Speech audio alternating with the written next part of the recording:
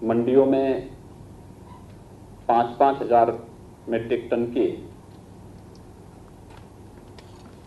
भंडार गृहों के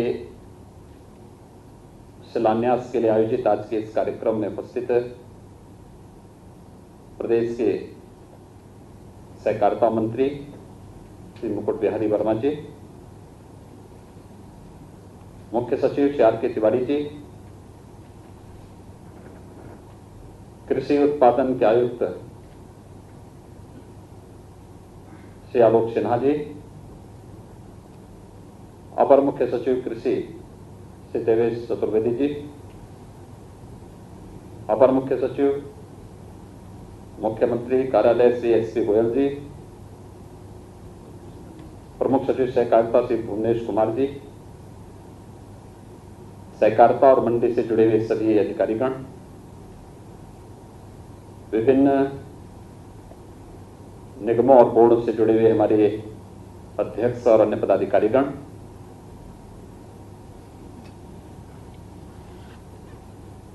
आज का यह शिलान्यास का कार्यक्रम हम सबको अभिभूत करने वाला है। कोरोना कालखंड में भी हम सब अन्नदाता किसानों के हित के बारे में नई नई योजनाओं को लेकर के आगे बढ़ेंगे, इस संकल्प का एक जीता जागता उदाहरण है। इन भंडारण गृहों की उपयोगिता क्या है, ये हम सब इसी से अनुमान लगा सकते हैं कि कोरोना कालखंड में आदरणीय प्रधानमंत्री जी ने लॉकडाउन के दौरान प्रधानमंत्री पैकेज की घोषणा की थी और पीएम पैकेज में 1 लाख करोड़ कृषि इंफ्रास्ट्रक्चर के डेवलपमेंट के लिए ही उन्होंने सुनिश्चित किया। कृषि इंफ्रास्ट्रक्चर की जब हम बात करते हैं तो उसमें अन्नदाता किसानों के लिए भंडार गृहों की क्या आवश्यकता है, इसके महत्व को हम बहुत अच्छे ढंग से समझ सकते हैं। और आज मंडी समिति और सहकारिता ये दोनों मिलकर के 2018 में जो एक एमओयू मंडी समिति के साथ उत्तर प्रदेश राज्य भंडारण निगम ने किया था, उस क्रम में 37 भंडारण गृहों की स्थापना के कार्यक्रम का शिलान्यास यहां पर संपन्न हो रहा है। मैं इसकी उपयोगिता को इसलिए भी समझ सकता हूं क्योंकि अगर किसानों की आय को दुगना करना है तो हमें किसानों को न्यूनतम समर्थन मूल्य देने की कार्रवाई को युद्ध स्तर पर आगे बढ़ाना होगा। मार्च 2017 में जब हमारी सरकार आई थी तो उस समय हमारे सामने एक चुनौती थी। जब मैंने बैठक बुलाई थी तो बैठक के दौरान मेरे सामने सबसे पहला प्रश्न ये उठाया कि हम लोग किसानों से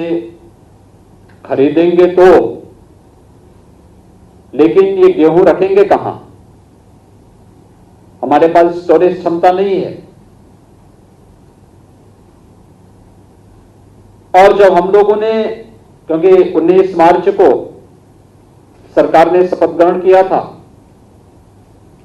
1 अप्रैल से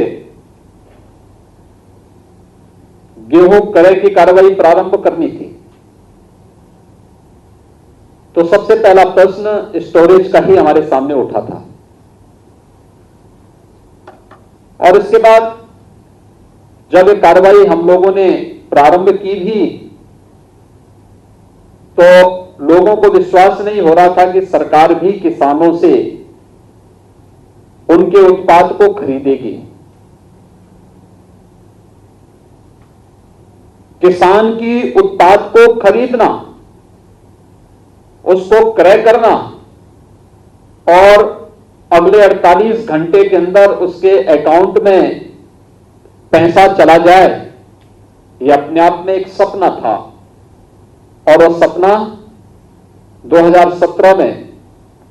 सरकार के आने के साथ प्रारंभ हुआ। पहले ही वर्ष में 37 लाख मीट्रिक टन गेहूं का क्रय किसानों से सीधे करते हुए न्यूनतम समर्थन मूल्य किसानों के खाते में देने का कार्य किया गया था। अगर हमारे पास स्टोरेज क्षमता नहीं होती तो हम लोग ये कार्य नहीं कर सकते थे। और उस समय भी इस बात को हम लोग अक्सर इस बात को देखते हैं, जब भी हम किसानों को न्यूनतम समर्थन मूल्य देने की बात करते हैं तो ये प्रश्न स्टोरेज की उठती ही है। और जहां पर स्टोरेज नहीं, हम खरीद तो लेते हैं लेकिन स्टोरेज नहीं, तो बारिश में या फिर जहां तहां वह उत्पाद खराब होती है, सड़ती है, फिर उसी सड़े हुए माल को हम लोग जनता में वितरित करने का कार्य भी करते हैं, यानी धोखा है जनता के साथ। लेकिन मैं कह सकता हूं पिछले 3 वर्ष के दौरान इसको बदला गया, लोगों के सामने एक नया माहौल दिया गया और हर वर्ष किसानों की उपज को खरीदने का कार्य आज लगभग 53 लाख मीट्रिक टन तक पहुंचा है। ये चीजें इस बात को साबित करती हैं कि जब किसान को सरकार उसकी उपज का उचित दाम देने लगता है तो किसान न केवल सरकार न्यूनतम समर्थन मूल्य से उसके जीवन में व्यापक परिवर्तन लाने का कार्य करती है, तो इसके माध्यम से मार्केट को भी नियंत्रित करने में मदद मिलती है, कालाबाजारी पे भी रोक लगती है, अन्नदाता किसान का शोषण रुकता है और जो किसान एक समय में खेती किसानी से विमुख होकर के जहां तहां मजदूरी करने के लिए, प्लान करने के लिए मजबूर होता था, पिछले 3-3.5 वर्षों में वही किसान वापस अपनी खेती के लिए वापस फिर से आया है और उसको एक विश्वास हुआ है कि खेती किसानी अब घाटे का सौदा नहीं बल्कि एमएसपी के अच्छे दाम मिलने के बाद लागत का 1.5 गुना दाम किसानों को मिलना प्रारंभ हुआ है। और आज उसका परिणाम है कि किसानों ने फिर से जो परंपरागत खेती किसानी का कार्य करते थे, इससे विमुख हो रहे थे, वे लोग फिर से अपनी खेती की ओर मुड़े हैं और फिर अन्नदाता किसान के रूप में अपनी भूमिका को फिर से उसी रूप में उन्होंने आगे बढ़ाना प्रारंभ किया है। मंडी समिति में अगर स्टोरेज क्षमता हम लोग तय कर लें, स्थापित कर लें, बहुत बड़ा कार्य हो सकता है। और नई प्रतिस्पर्धा में जब हम लोगों ने निजी क्षेत्र को भी मंडी क्षेत्र में आमंत्रित किया है, इस नई प्रतिस्पर्धा के लिए न केवल सहकारिता को बल्कि मंडी समितियों को भी आगे आना होगा, क्योंकि जो जितनी अच्छी सुविधा किसानों को दे पाएगा और जितनी स्वस्थ प्रतिस्पर्धा को आगे बढ़ा पाएगा वही इस कंपटीशन में बना रह पाएगा और उस प्रतिस्पर्धा के योग्य अपने आप को तैयार करने के लिए आज एक नई शुरुआत हुई है। मैं तो ये मानता था कि 18 में जो एमओयू हुआ है कहीं वह केवल एमओयू तक ही सीमित ना हो जाए, लेकिन मुझे प्रसन्नता है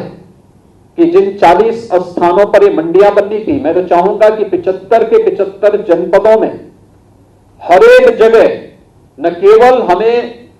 उत्तर प्रदेश भंडारण निगम के माध्यम से के साथ मिलकर के, अभी तो आवश्यकता पड़ती मंडी समिति को स्वयं भी मंडियों के अंदर कोल्ड स्टोरेज भी बनाने चाहिए, सेलोज भी बनाने चाहिए और अत्याधुनिक भंडारण की क्षमता को अर्जित करते हुए एक नए सिरे से, क्योंकि केवल ये अनाज मंडी में ही नहीं, फल मंडियों में, सब्जी मंडी में भी हम लोगों को इस प्रकार की सुविधा देनी चाहिए कि किसान के उत्पाद को कुछ देर, कुछ दिनों तक हम सुरक्षित रख सकें। नहीं तो किसान के सामने समस्या क्या आती थी, जैसे इस बार हम लोग लॉकडाउन के दौरान देख रहे थे कि फूलों की खेती करने वाला किसान अपने को ठगा हुआ महसूस कर रहा था और उसको लगता था बहुत सारे किसानों ने अपने खेतों में ही फूलों को छोड़ दिया, लेकिन अगर हमने उसको स्टोरेज करने की क्षमता मंडियों में दी होती तो वह उसको ला करके रखता, डिमांड होने पर देता, और कहीं डिमांड नहीं होता तो उससे कम से कम इत्र और अगरबत्ती बनाने का कार्य उसके माध्यम से कर सकता था। हमें एक नई सोच देनी पड़ेगी और इस दिशा में हमें अभी से प्रयास करना प्रारंभ करना पड़ेगा। देश और दुनिया में जो कुछ भी अच्छा है, जहां कहीं भी अलग अलग प्रदेशों में, अलग अलग क्षेत्रों में और दुनिया के भी अलग अलग देशों में किसानों के हित के लिए कुछ नए काम हुए होंगे। आपके यहां भी अलग अलग जनपदों में आप जाएंगे तो किसानों के लिए लोगों ने अलग अलग स्थानों पर अलग अलग कार्य प्रारंभ किए हैं। अगर ये कार्य हम लोग भी मंडियों के माध्यम से एक बार प्रारंभ कर सकें, कृषि विज्ञान केंद्रों के माध्यम से कर सकें, हर गांव पंचायत में भी हम लोग ऐसे चीज को भी आगे करके स्टोरेज की क्षमता को उस ग्राम पंचायत के अंदर ही विकसित करने की कार्रवाई कर सकेंगे। अंततः इसका लाभ एक सामान्य जन को तो होगा ही, किसान इससे लाभान्वित होगा। और कालाबाजारी, जैसे कालाबाजारी की शिकायत आपको अक्सर देखने को मिलती है, लॉकडाउन के दौरान पहले चरण में कार्रवाई कर दी गई, कहीं भी कालाबाजारी की शिकायत नहीं आई।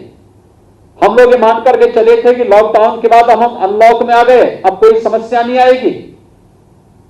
15 दिन पहले मानसून आने के नाते खेती किसानी के लिए किसानों को 15 दिन पहले तैयारी करनी पड़ी, लेकिन थोड़ी सी हम लोगों ने लापरवाही क्या की कि खाद और यूरिया की कालाबाजारी होती हुई दिखाई दी, और जैसे ही कार्रवाई प्रारंभ हुई तो पर्याप्त मात्रा में खाद की उपलब्धता फिर से मार्केट में दिखाई देने लग गई। यानी कहीं ना कहीं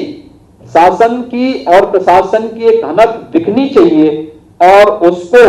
उन लोगों तक जो कालाबाजारी के माध्यम से जनता का शोषण करना चाहते हैं, किसानों का शोषण करना चाहते हैं, उन पर कहीं ना कहीं लगाम कसने की कार्रवाई हर स्तर पर होनी ही चाहिए। आज के इस अवसर पर जब यहां पर 5-5 हजार मेट्रिक टन के 37 स्टोरेज क्षमता के लिए भंडारण गृहों की स्थापना के लिए आज शिलान्यास का कार्यक्रम यहां पर संपन्न हो रहा है, मुझे विश्वास है कि हम इन भंडारण गृहों के माध्यम से उत्तर प्रदेश के अंदर, हर मंडी के अंदर, हर जनपद में